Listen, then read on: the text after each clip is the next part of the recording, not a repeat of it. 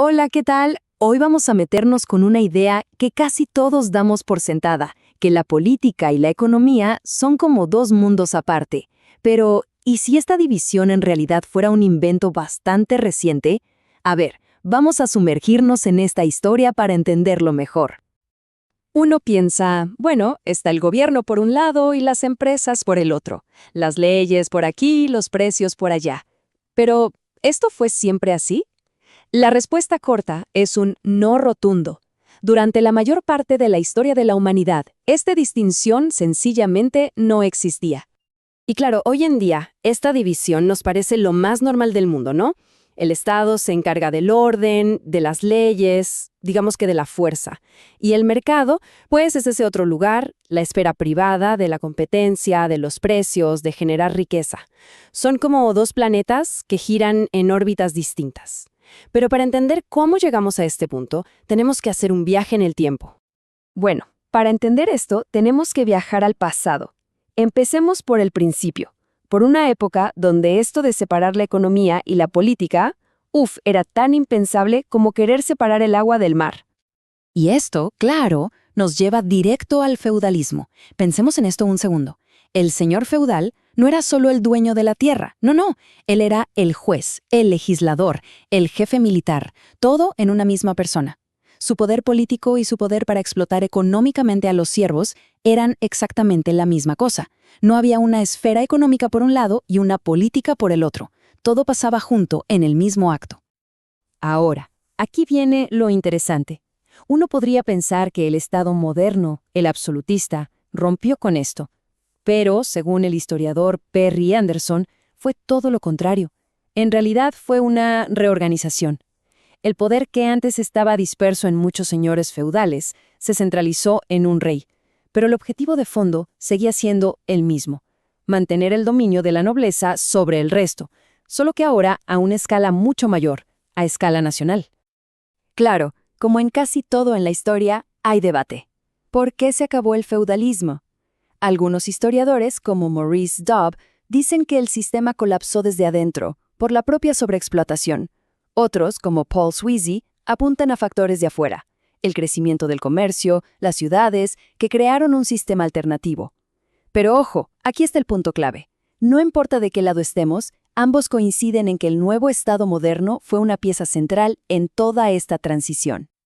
Ok, entonces el Estado se va haciendo más fuerte, se va consolidando, y con eso surge una nueva forma de pensar, pero no para separar la economía de la política, sino todo lo contrario, para usar el conocimiento de la economía como una herramienta para hacer al Estado todavía más poderoso. Y aquí entra en escena el mercantilismo. Para estos pensadores, la economía era, sin rodeos, un arma para la guerra entre naciones. La riqueza era, literalmente, acumular oro y plata, y el mundo era visto como una torta de tamaño fijo. Si un país agarraba un trozo más grande, era porque otro se quedaba con uno más chico. Así de simple. El objetivo de la economía era uno solo: financiar ejércitos y flotas para expandir el poder del rey. El siguiente paso lo van los fisiócratas en Francia, y esto, de verdad, fue un avance clave. Fueron los primerísimos en pensar la economía como un sistema, casi como un cuerpo humano, con sus propias reglas y su propia circulación.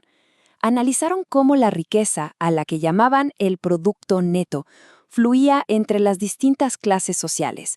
Y aunque creían, equivocadamente, que solo la agricultura creaba riqueza de verdad, la idea de que la economía tenía su propia lógica, eso fue revolucionario. Y bueno, aquí es donde la historia pega un giro de 180 grados. Pasamos de ver la economía como una herramienta del Estado a una idea mucho más radical: la idea de que la economía podría ser una esfera totalmente aparte, una que se organiza solita. Este cambio, claro, no pasó de un día para otro. Fue como ir poniendo ladrillos, una construcción intelectual. Primero Hobbes, que imagina el Estado como un contrato entre individuos para no matarse entre sí. Luego Locke va más allá y dice que la propiedad privada es un derecho natural que existe antes que el Estado. Después los fisiócratas como Quesnay le dan a la economía una estructura propia. Y todo esto preparó el escenario para la gran idea de Adam Smith. Pero un poco antes de Smith, Bernard de Mandeville lanzó una idea, digamos que bastante provocadora para la época: En su fábula de las abejas, sugirió que las acciones egoístas, incluso los vicios como la avaricia o la vanidad, podían, sin querer, terminar generando un bien para todos. Una idea que, en su momento, fue un escándalo total. Y esto nos lleva, como no, a Adam Smith. Él tomó esa intuición de Mandeville, la pulió y la convirtió en la piedra angular de la economía moderna. Esta frase, que es famosísima, lo resume todo. La idea de la mano invisible. La idea de que cada persona, buscando su propio interés, es guiada como por una mano invisible para promover el bienestar de toda la sociedad sin que nadie lo planee. Pero a ver, ¿de verdad fue todo tan natural, tan espontáneo? Aquí es donde entra un pensador clave, Karl Polanyi, con una perspectiva completamente distinta. Para él, esto de la sociedad de mercado no fue para nada una evolución natural, fue un proyecto consciente, deliberado, una transformación social gigantesca que fue impulsada, y aquí hasta la ironía, por el propio Estado. El argumento central de Polanyi es este. Para que el mercado pudiera funcionar solito, autorregularse, tres cosas que en realidad no son mercancías, tuvieron que ser tratadas como si lo fueran. Y estas son la tierra, que es la naturaleza, el trabajo, que es la vida misma de las personas, y el dinero, que es un símbolo.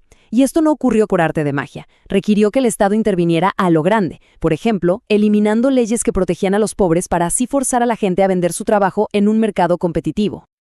Ok, después de todo este recorrido por la historia, volvamos al principio.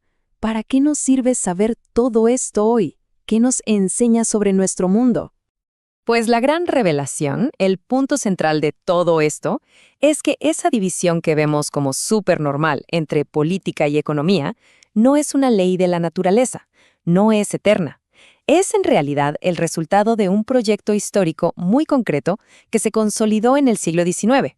Y de hecho, es una rareza, una excepción en la larga historia de la humanidad.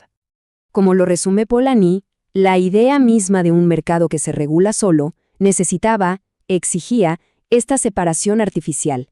Antes de esto, la economía estaba, como él decía, incrustada en el resto de la vida, en la cultura, en la política, en las relaciones sociales.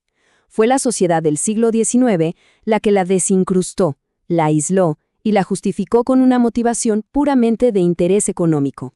Y claro, esto nos deja con una pregunta final, una pregunta que queda flotando en el aire. Si esta frontera entre el Estado y el mercado no es natural, sino que fue construida, que fue creada en un momento específico, ¿significa que se puede cambiar? ¿Que se puede redibujar? La historia lo que nos sugiere es que esa línea nunca ha sido permanente, nunca ha estado fija.